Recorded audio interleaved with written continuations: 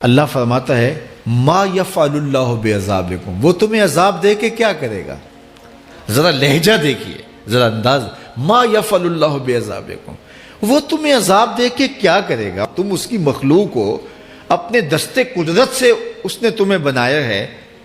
تو وہ تمہیں عذاب دے کے کیا کرے گا؟ اس کی ضرورت نہیں ہے کہ تمہیں عذاب دے، نہ اس کی چاہت ہے کہ تمہیں عذاب دے،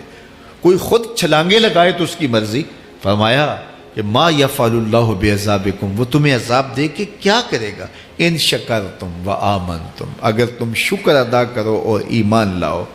تو وہ تو قدردان ہے جو کوئی اس کا شکر کرتا ہے اور جو اس پر ایمان لاتا ہے۔ تو اللہ اس کے لیے عذاب نہیں رکھا، اس کے لیے رحمتیں رکھی ہوئی ہیں۔ تمہیں دستے قدرت سے بنایا ہے اور وہ تمہیں خوش دیکھنا چاہتا ہے، تمہیں خوشحال دیکھنا چاہتا ہے، تمہیں سرشار دیکھنا چاہتا ہے، تمہیں نہال دیکھنا چاہتا ہے، تمہاری زندگی کو خوشگوار دیکھنا چاہتا ہے۔ تم نے اپنے آپ کو خود اپنے اعمال کی وجہ سے مصیبتوں میں ڈالا ہے، تو کہا شکر کرنے کی عادت ڈال لو، دیکھنا پھر اللہ تعالیٰ جل شانہ کی رحمتیں تمہارے اوپر کس طرح اترتی ہیں، اس کی نوازشیں تمہارے اوپر کیسے برستی ہیں۔ توکل اگر ہم سیکھ جائیں تو توکل ایک ایسی دولت ہے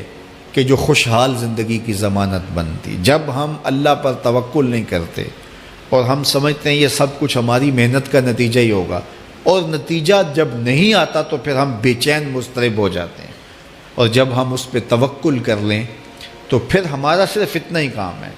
کہ میاں ہم یہ کام کر رہے ہیں، بس یہ حکم، ہم بیج بو رہے ہیں، بس یہ حکم ہے اور بو رہے ہیں، باقی اس پہ بھروسہ ہے، یہ کام اس کا ہے کہ اس نے اس کو اگانا ہے، اس کے اوپر پھل لگانے ہیں۔ تو جب اس پہ توکل ہو جائے تو بندہ سوکھا رہتا ہے، ورنہ بندہ مشکل میں مبتلا ہو جاتا ہے۔ بسا اوقات ایسا ہوتا ہے کہ بندہ ایک منصوبہ تیار کرتا ہے، اس کا عملی نتیجہ اس کو سامنے نظر آ رہا ہوتا ہے، لیکن نتیجہ بالکل الٹ جاتا ہے۔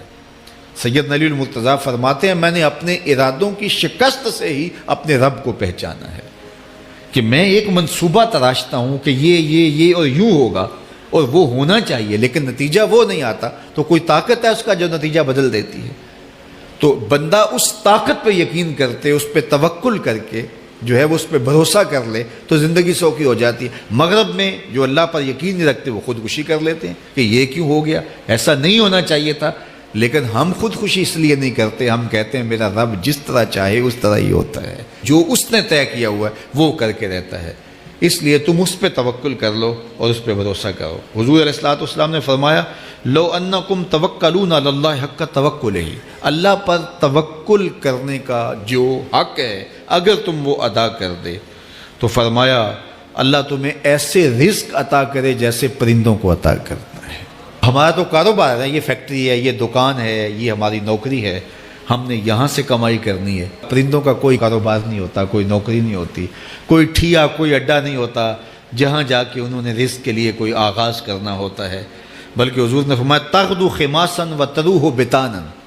جب وہ صبح گھر سے نکلتے ہیں تو خالی پیٹ نکلتے ہیں اور انہیں کوئی اپنی منزل کا تعین نہیں ہوتا، جدھر خیال آیا اڑ گئے ادھر، لیکن کبھی ایسا نہیں ہوا کہ شام کو خالی پیٹ واپس آئے ہوں، کہا وہ پیٹ بھر کے آتے ہیں۔ باہو بولے بن توکل پنچھی اڑ دے، خرچ نہ پلے زیرا ہو، جب گھر سے اڑتے ہیں تو ان کے پلے نہ کوئی خرچ ہوتا ہے، نہ راس المال ہوتا ہے، نہ کوئی اوزار ہوتے ہیں، نہ کوئی ہتھیار ہوتے ہیں، کچھ بھی نہیں ہوتا، یوں ہی گھر سے نکلتے ہیں، کبھی بھی خالی پیٹ نہیں آئے۔ فرمایا اگر اللہ پہ پرندے توکل کر لیں تو اللہ اسے بھی عطا کرتا ہے، تم توکل کرو گے تو تمہیں عطا نہیں کرے گا،